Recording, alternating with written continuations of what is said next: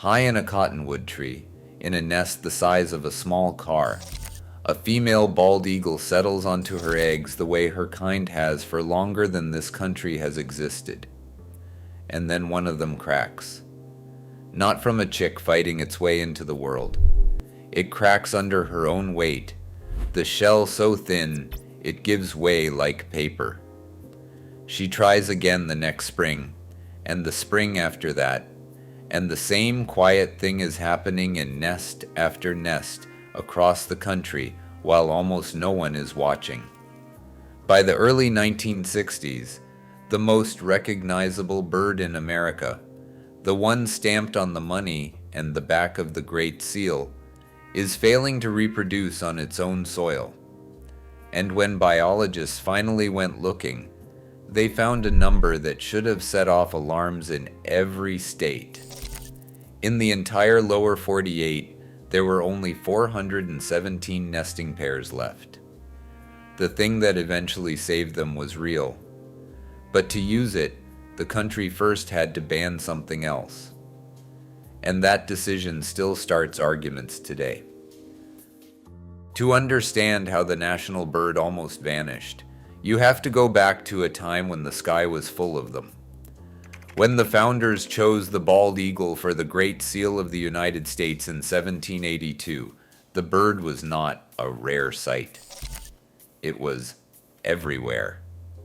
The best estimates put the population in the tens of thousands of nesting pairs across the lower 48.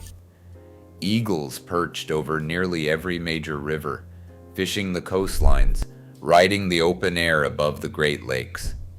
For most of American history, the eagle was less a symbol you went looking for and more a neighbor you assumed would always be there. But that assumption was about to be tested, because the eagle had enemies long before the one that nearly finished the job.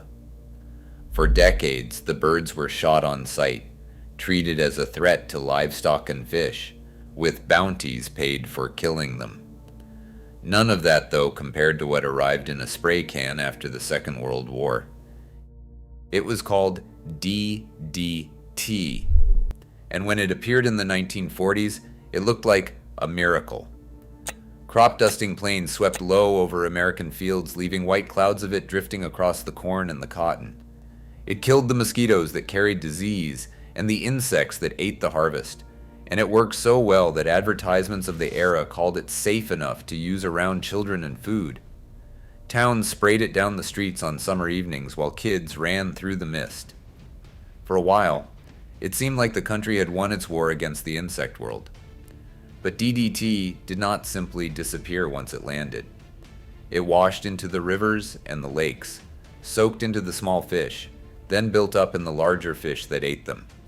And sitting at the very top of that food chain, eating those fish every single day, was the bald eagle. Here is what the chemical did once it reached them. DDT interfered with the way a female eagle's body handled calcium, the mineral that builds a strong shell. So the eagles kept nesting, kept laying, kept doing everything right. But the shells came out dangerously thin, and when the parents settled in to keep the eggs warm, the eggs collapsed beneath them. An entire generation was being crushed before it ever hatched, by the very birds trying to protect it. Multiply that across thousands of nests, year after year, and you get a slow, invisible collapse. No gunshots, no obvious villain, just empty nests, and a number sliding toward zero. And that is how the count reached 417 pairs by 1963. A bird that had ruled American skies long before there was a country to put it on a seal was, in the lower 48, a few hundred families away from gone. The turn came from an unlikely place. Not a hunter, not a politician, but a marine biologist named Rachel Carson. In 1962, she published a book called Silent Spring, and it laid out in plain language what these chemicals were doing to the living world. The title imagined a future where the spraying had worked so completely that spring arrived with no birds left to sing. The chemical industry came after her hard, accusing her of hysteria, of wanting to drag the country backward. But the public had started to notice the quiet for themselves, and they would not let it go.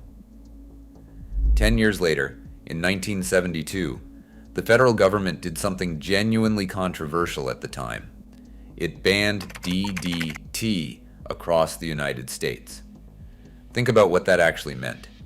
A chemical credited with protecting crops and fighting the insects that spread disease was pulled off the market, in large part, to save a bird.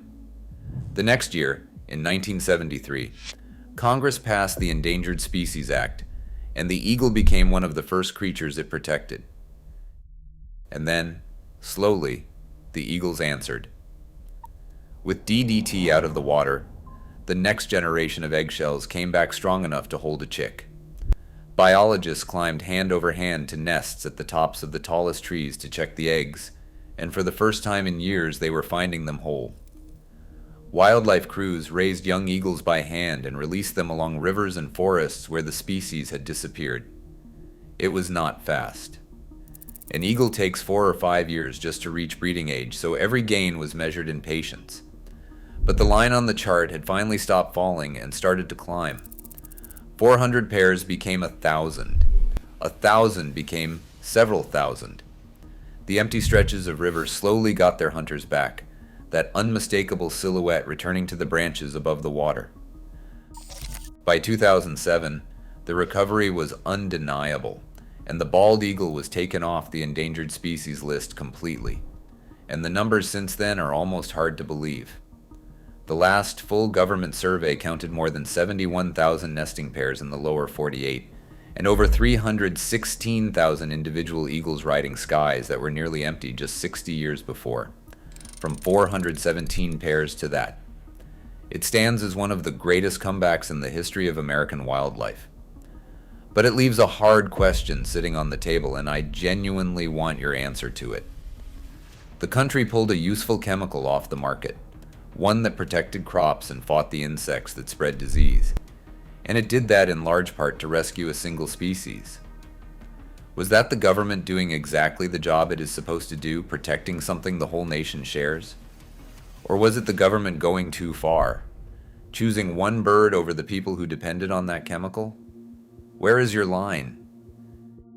And here is the part almost no one knows. For all of it, the seal, the currency, the speeches calling the eagle the symbol of the nation, the bald eagle was not actually, legally, the national bird of the United States, not officially. That did not happen until December 2024, when it was finally signed into law. The country saved its emblem decades before it ever got around to making the title official. So picture that first nest again. The paper-thin shell, the egg that could not survive its own mother. Today, in that same kind of cottonwood over that same kind of river, the shells hold, the chicks hatch, and the sky above can carry a dozen eagles at once. The bird came back. The real question is what we would be willing to do if it ever happened again. So tell me in the comments, was banning DDT the government at its best, or a step too far? I read every answer.